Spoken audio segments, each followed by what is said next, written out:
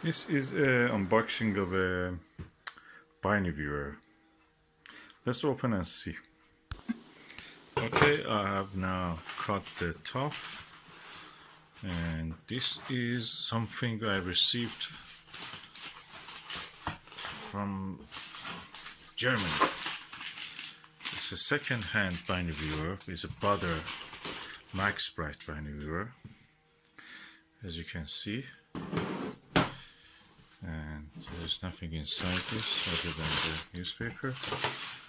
Put the newspaper back. This is the Binoviewer. I will disinfect it probably before touching it more. Okay, now I have disinfected it with the alcohol spray. Now I'm going to open the Binoviewer. There is a documentation here. It's in German. I hope there is an English translation also somewhere. No, it's all in German. But there's a Maxbright, you can read that. That's in English. 2 eyepieces should have been here, but it's missing, so the seller didn't send me those. It was not part of the sale. This is the Binoviewer. I must say the condition of it is rotting almost. I have to disinfect that and the Binoviewer itself first. Okay, this is the Binoviewer, as you can see. Let me turn on the flash so I can look at it. This is the Binoviewer. The end bit of it is the 2-inch one, but I suppose that I can use a adapter. I have an adapter for this, and I will use that one. I hope it works with this. Of course, the Maxbright 2, which is supposed to be in the market, is not available, so you don't see it. You pay for it, but Baader doesn't have it available because of the coronavirus, probably. So let me see how it looks like. I'm removing the caps. So, do I see any faults? Not really. I don't see anything. A problem. No fungi. Doesn't look that it has been fallen or anything. I don't see any damage. This is relatively lightweight, but the lenses, as you can see, the prisms are big, and hopefully that means that I will get a good bright view with this. I have a Bertella eyepiece, Russian modified Bertella eyepiece. I just see that can it go there. I have 2 of that. I have 1 of it now here. I will see if it can go. Okay, this is a Binoviewer, and this is a Bertella eyepiece. No, it's too big for this. It cannot go into this. But I have other eyepieces. I just wanted to see if it can go. It only goes with my Skywatcher ST80. Not a big loss.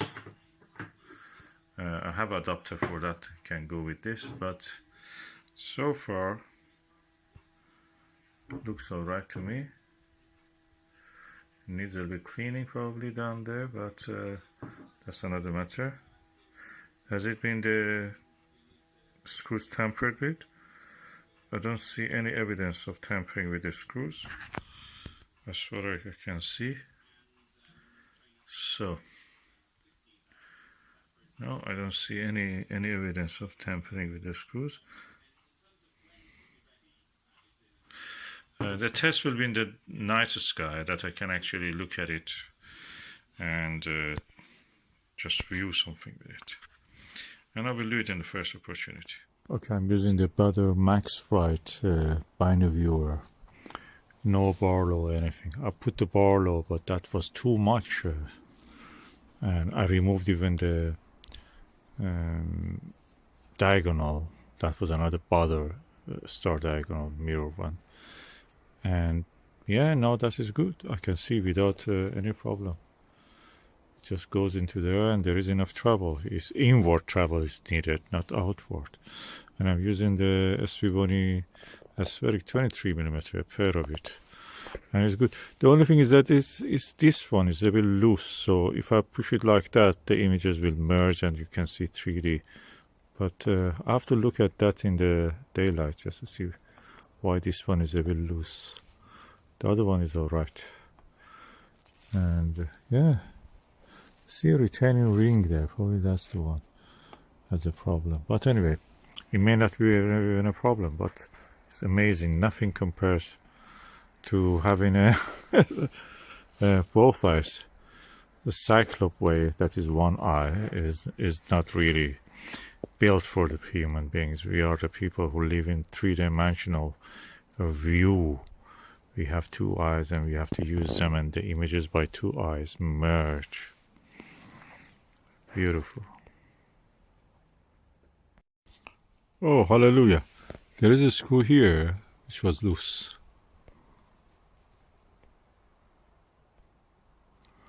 And with this screwdriver, I tightened it up just half a turn and it was tight. So that's the retaining ring, and now it is firm, doesn't wobble. Hopefully that means I will be able to actually view it in 3D easier without holding one eyepiece with hand. Let's just do it.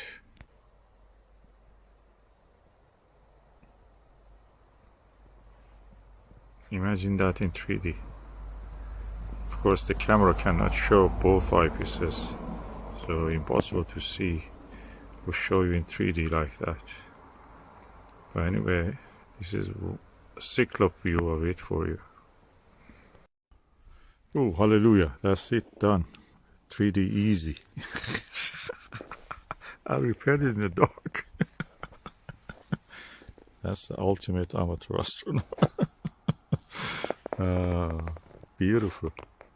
Now using the 10mm aspheric SV Bunny, and that's amazing. First I used the 10mm and 4mm. They are the same size. In the dark I couldn't recognize why this one doesn't come with the same focus as this. Then I realized because they are the same size, the length of them, I picked the wrong one, so I had to go back and bring the 10mm one. So I have a lot of these pairs and of this eyepiece and other eyepieces. I will try orthoscopics probably later in other nights, and that is amazing. I'm looking at the planet Saturn. It's floating in the sky.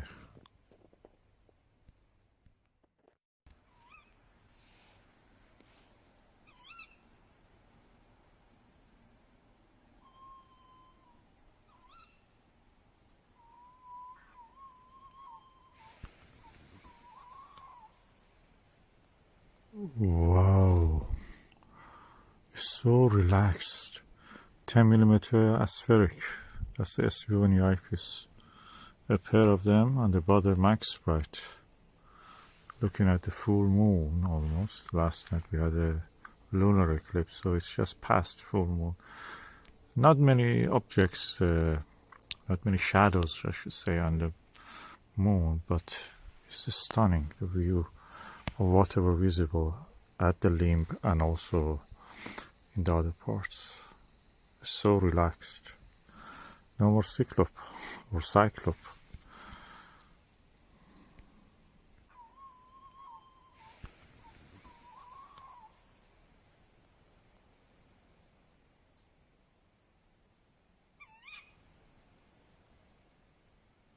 Wow, I'm in the orbit of the moon with this Binoviewer. It's just looking, it's straight through, you know, I'm doing Japanese style without a star diagonal, and that's amazing. So relaxed. First of all, so relaxed. Second is that I'm in the orbit around the moon. I can concentrate on any area for detailed viewing. It's amazing.